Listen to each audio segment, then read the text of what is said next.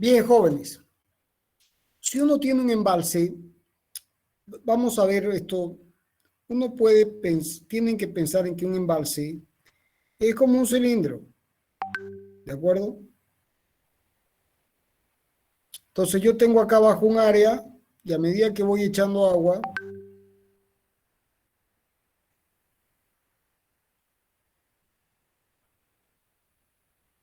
tengo un área que a medida que voy ganando distintos valores de Z, el volumen vale el área por la altura. El área por la altura. Bien, si yo tengo un cono,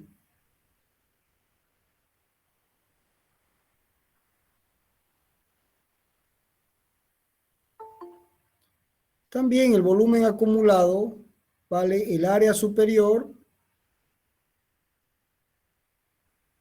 y esta es la altura, es un tercio del área de la base del cono, pues en este caso está invertido, por la altura.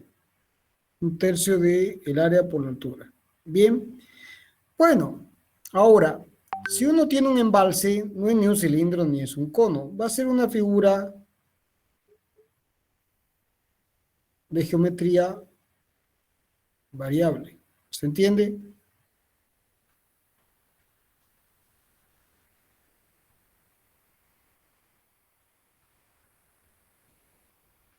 Entonces, uno puede, para distintas alturas, sacar distintas áreas. O sea, para una altura 1,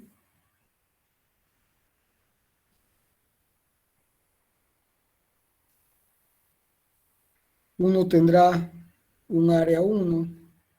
Para una altura 2, se tendrá un área 2. Para una altura 3, se tendrá un área 3.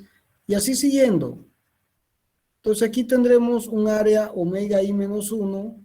Y aquí tendremos un área omega i. Entonces, si ustedes observan, se puede calcular el volumen, todo este volumen, como una sumatoria de delta de B sub i. Por supuesto, y un delta BI es este.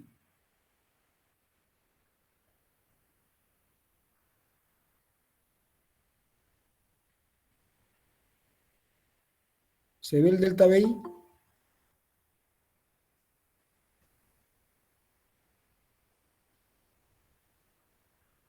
Este es el delta BI. ¿Que cuánto vale? Bueno, si esto es omega i menos 1 y esto es omega i,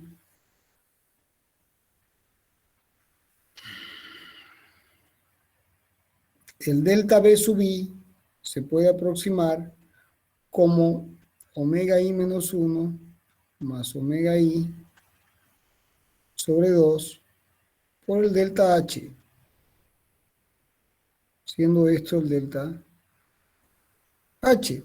En otras palabras, jóvenes, estamos asumiendo un cilindro, eso sí, el cilindro equivalente, que aquí tiene un exceso, ¿lo ven el exceso? Y aquí tiene un déficit. Estamos aplicando el teorema del valor medio del cálculo. Si delta H tiende a 0, la aproximación es exacta. Entonces, todo va a depender de qué valor de delta H se adopte para obtener el cálculo. Entonces, con eso, uno puede hacer una tablita que para distintas alturas uno tenga volúmenes y áreas. Área inundada y volumen acumulado. Entonces, uno grafica con H, y aquí se grafica el volumen, y en este eje se grafica el área. Esta será la curva del área y esta será la curva del volumen. Estas son las curvas que definen la geometría del embalse. ¿Se entiende? Bueno, ustedes tienen que saber el concepto. Los detalles y cómo se calcula, cómo se hace, se aplica todo el sistema, en la práctica se aplica el sistema acotado de representación de geometría descriptiva para poder hacer un cálculo exacto. Y eso ahora se hace muy bien con la ayuda de herramientas computacionales como el CivilCAD. Bueno, entonces, si uno tiene un embalse como este, tendrá un centro de masa, vamos a suponer que es simétrico, por ahí, tendrá un centro de masa por aquí. Entonces, esta será la altura del centro de masa. ¿Se entiende?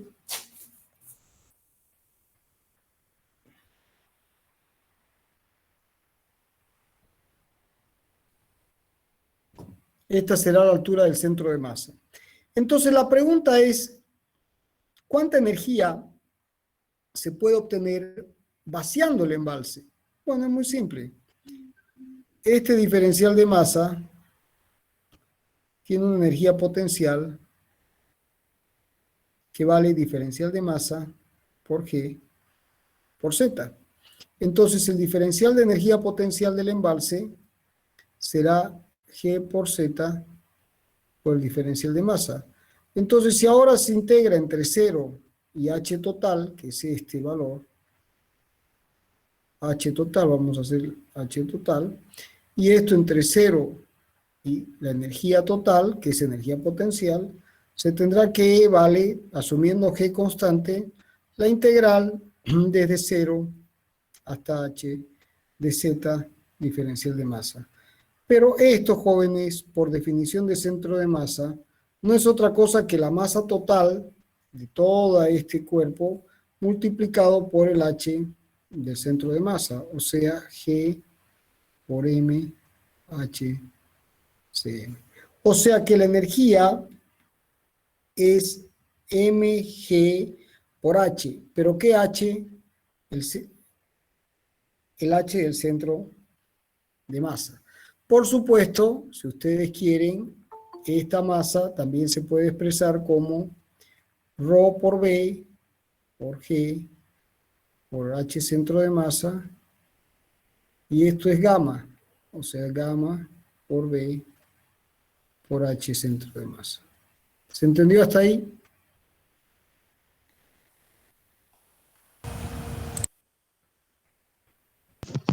Sí, ingeniero. Ahora, la energía real, jóvenes, será la energía teórica por un rendimiento. Este rendimiento será este por este, por este, por este, la productoria de rendimientos, ¿de acuerdo? Por gamma, por G, gamma por G, perdón, gamma por HCM por B. Esa va a ser la energía real. Ahora, si ustedes observan, el rendimiento por gamma por HCM depende del embalse. O sea, una vez uno definió el embalse y se tiene una geometría definida, este es su centro de masa y no va a cambiar nunca. Entonces, este es un valor conocido. El peso específico del agua es conocido, y si uno conoce el rendimiento de la central, el rendimiento global, completo, que incluye turbina, generador, que incluye todo, esto es lo que se llama el factor de generación del embalse. Fg por B. O sea que el factor de generación del embalse es la energía real por unidad de volumen. En otras palabras, kilovatios hora por metro cúbico turbinado. Es decir, cuánta energía es capaz de generar ese embalse en particular por cada metro cúbico que se hace pasar por la turbina. ¿Se entendió?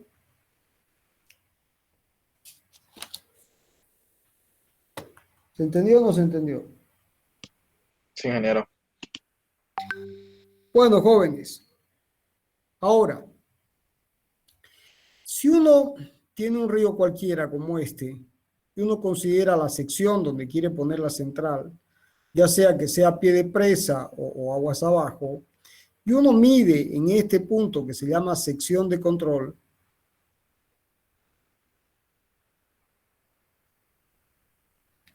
si uno en la sección de control mide el caudal en función del tiempo, uno va a tener un gráfico que es así. Ahora, como la potencia hidráulica es gamma por Q por H, en el embalse, si al embalse ahora, que está aquí el embalse, están entrando estos caudales, entonces cuando entra mucho, va a subir, luego baja, sube, baja, porque depende cómo sale. Entonces, si uno grafica el H, si uno grafica H en función del tiempo, también uno tendrá una curva que más o menos es así, digamos. ¿De acuerdo? Y si uno multiplica por el peso específico, también uno va a tener la curva de la potencia en función del tiempo, que también va a ser una curva así. Ahora, por supuesto, ustedes comprenden, jóvenes, que no es posible poner una máquina para este pico, porque después la máquina va a estar parada o funcionando. No se puede poner una central con un diagrama de potencia de este tipo. Entonces, este diagrama hay que tratar de transformarlo en un diagrama de potencia constante. Entonces, ¿cómo se logra eso? Con el embalse. Es decir, yo tengo a la entrada del embalse, se tiene un diagrama de potencia que es así. Aquí se tiene el embalse y la idea es que a la salida se tenga un diagrama de potencia-tiempo constante. Bien, entonces se diseña el embalse, se define el volumen del embalse, se llama volumen de regulación, de manera de tener esta potencia constante. Ahora, en la mayoría de los ríos, jóvenes, lograr esto requiere un volumen muy grande. Entonces, el criterio de la década del 70, 60, del siglo pasado, era regular la cuenca. Es decir, uno tiene un río y esta es la sección, el pie de donde termina la cordillera, y uno tiene la cuenca, que es el área de captación. Bien, y aquí tiene uno distintos tipos de afluentes. Entonces, como este volumen para un solo embalse es demasiado grande, lo que se hace o lo que se hacía, el criterio era generar embalses en serie, con el criterio de que la cola de uno termine donde empieza el otro. Ese era el criterio.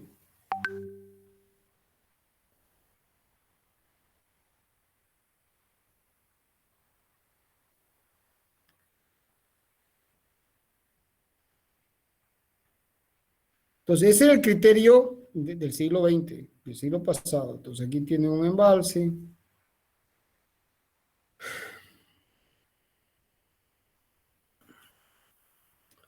Aquí tienen un segundo embalse.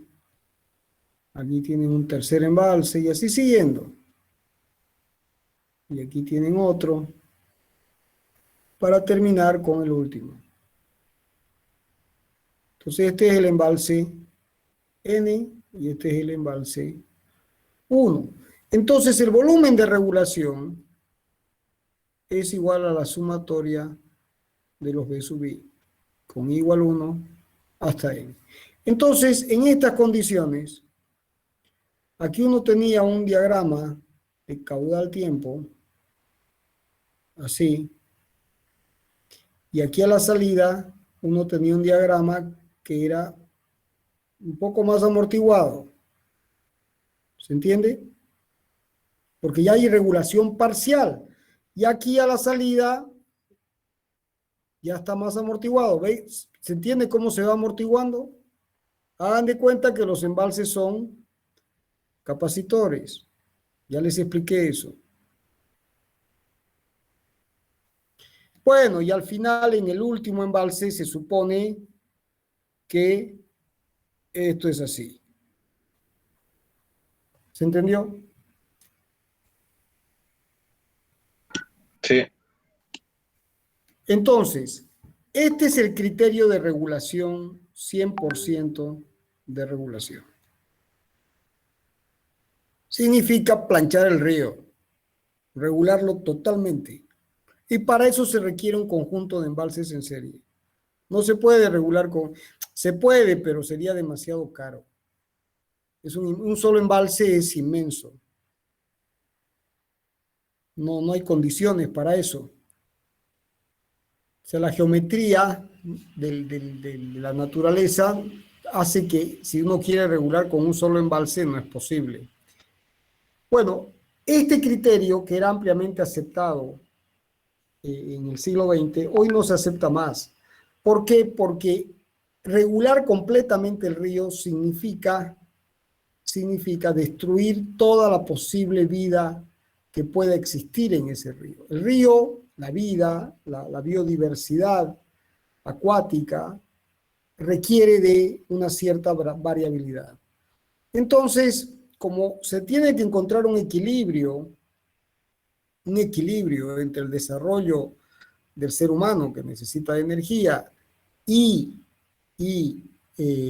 la preservación de la naturaleza en el largo plazo y el concepto de que uno tiene que heredar una naturaleza mejor que la que recibió a la generación venidera, entonces en esas condiciones, ¿no? El 100% de regulación ya no es más un criterio aceptable y lo que se busca es una regulación parcial. O sea, estamos hablando de una regulación que en general es del orden del 50% o menos. ¿Se entendió el concepto? Bueno, si se entendió este concepto, jóvenes, ¿entendieron esto? Sí, ingeniero, se entendió bien. Bien, entonces,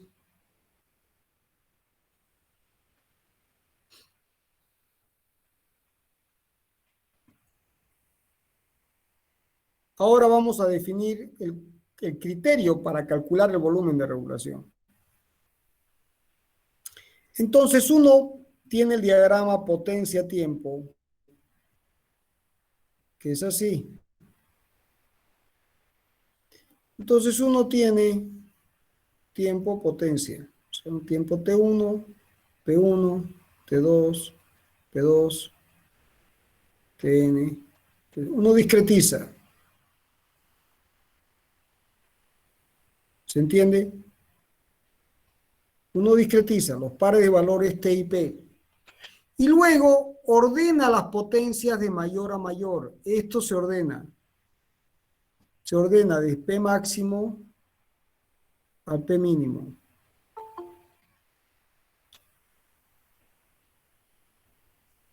Bien. Y aquí uno tendrá el número de orden, n. Entonces será 1, 2, n. Y aquí uno tiene la probabilidad de que la potencia sea mayor o igual que P sub 0, siendo este el valor. ¿Y eso cuánto vale? Bueno, esto vale 1 sobre n. Número de casos favorables sobre casos posibles. En este caso, el segundo valor es igualado o superado 2 veces. 2 sobre n. El número 3, 3 sobre n. Y así siguiendo, jóvenes, hasta que el último valor siempre es igualado o superado. 100% de probabilidad de excedencia. Y esto traducido a probabilidades en porcentaje, esto será 0, no sé cuánto por ciento y esto termina siendo 100%. Entonces, si uno grafica ahora esto con esto, obtiene lo que se llama una curva de duración de potencias.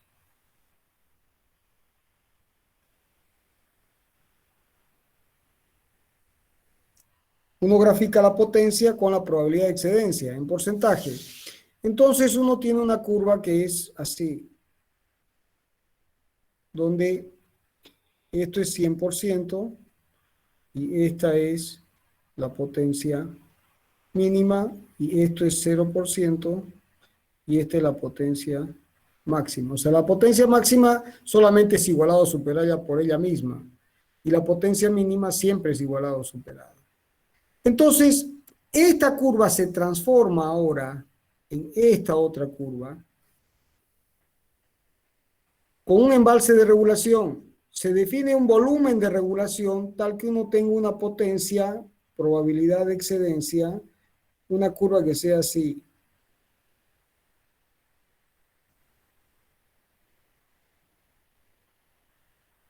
Así. Entonces, esto es lo que se llama la energía garantizada con 95% de confiabilidad. Y esta es la P95. Esto es lo que se llama la energía excedente, porque no se olviden que la energía es la integral de la potencia. Esta es la energía excedente y esta de aquí es la energía de falla. El 5%. El 5%. Bien, entonces en estas condiciones, jóvenes, uno puede decir, si yo tengo una potencia con 95% de garantía, muy bien, digamos que esto vale, supongamos que vale 100 megavatios. 100 megavatios. Entonces pongo una unidad de 25, 50, 75, 4 turbinas de 25. 4 por 25. O 2 por 50, nunca menos de 2. Entonces el diagrama, la curva de probabilidad de excedencia de la potencia, no solamente permite definir la potencia con 95% de garantía, sino que también permite determinar el número de unidades en paralelo. ¿Se entendió? Ahora, si ustedes observan un ciclo anual de lluvias, un típico, época de lluvia, época seca, cuando hay compensación de este tipo, exceso, déficit, esto es lo que se llama una compensación anual. En general, todos estos aprovechamientos se diseñan para compensaciones interanuales, o sea, ciclos de 50, 100 años de compensación. Bien. Bueno, para terminar, jóvenes, decirles que en una central hay el concepto de factor de planta.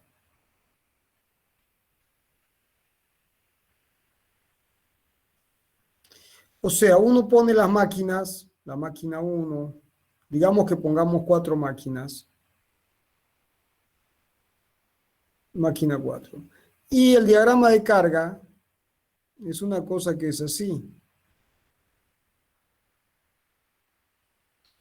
Entonces, el factor de planta, jóvenes, es la relación entre el número de máquinas que están instaladas respecto del número de máquinas que funcionan. Por ejemplo, si yo tengo 2 máquinas que funcionan solamente de vez en cuando, el factor de planta es 0,5.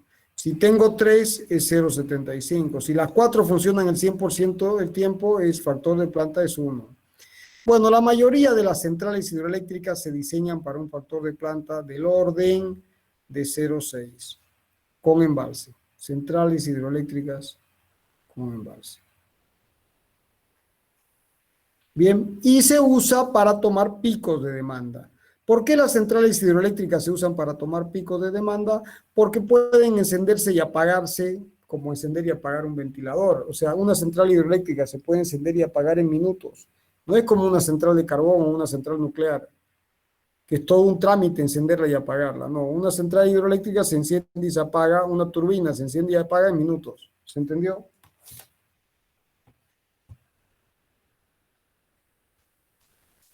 ¿Estamos, jóvenes? Sí, ingeniero, se entendió. Bueno, listo. Ese es el tema diferente. Lo que viene son 2 o 3 clases más donde vamos a volver a repetir los principios fundamentales. y todo lo que vimos en bombas, pero con sus particularidades para turbinas. Bien, que las diferencias son mínimas. Así que si entendieron fundamentos y entendieron bombas y entendieron este capítulo, que es la esencia de la diferencia, lo que viene va muy rápido. Nos vemos el jueves y el jueves empezamos a dar turbinas y órganos auxiliares. Estamos entrando en la recta final, jóvenes. Son 2 semanas más y hemos terminado la materia. ¿Estamos? Sí, ingeniero. ¿Alguna pregunta? ¿Para qué dijo que servía ese factor de planta? A ver, jóvenes, ¿cuántos focos tienes en tu cuarto? 1. 1. Entonces, cuando enciendes, está 100% encendido, ¿no? ¿Cuánto es el factor de planta? 1. Si tuvieras 2 focos y uno está encendido y el otro apagado, ¿cuánto es el factor de planta? 0,5. 0,5. Si tuvieras 4 focos y uno está encendido, el factor de planta, ¿cuánto es? 0,25. Si 2 están 25. encendidos, 0,5. Si 3, 0,75. Si 4, 1. O sea, el factor de planta te da el porcentaje de máquinas que están operando respecto de las máquinas que están instaladas. Nunca, muy pocas veces la central opera con 100% de factor de planta. Solamente opera algunas horas al día para cubrir las horas pico. Y después se apaga 1 o 2 unidades. ¿Se entiende? Sí, ingeniero. Sí, ingeniero. ¿Ya se Entendió. entendió? ¿El joven que preguntó lo entendió? Sí, ingeniero. ¿Ya? ¿Alguna otra pregunta? Ingeniero, ¿cuáles serían algunos ejemplos para los que son embalses de regulación? Todos los que tienen embalses, jóvenes. O sea, por ejemplo, Corani.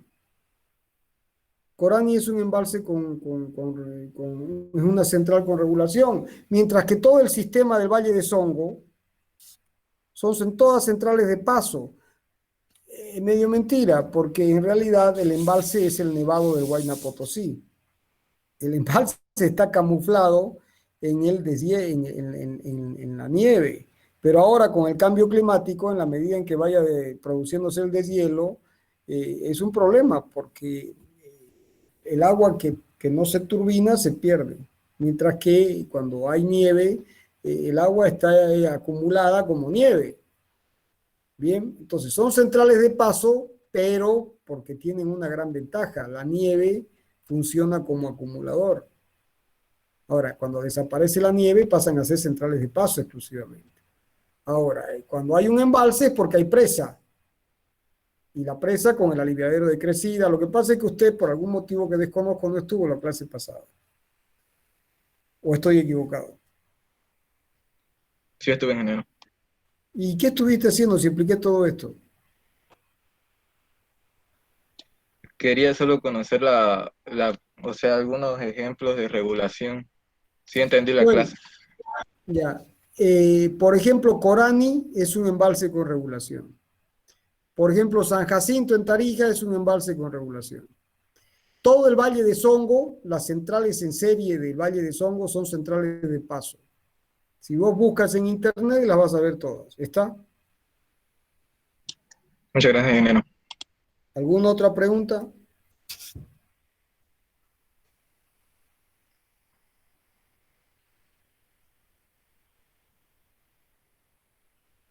¿Hay alguna pregunta más, jóvenes?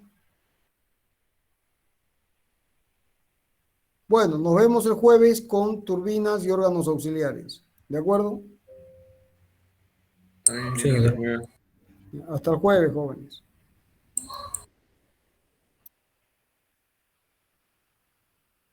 Hasta el jueves.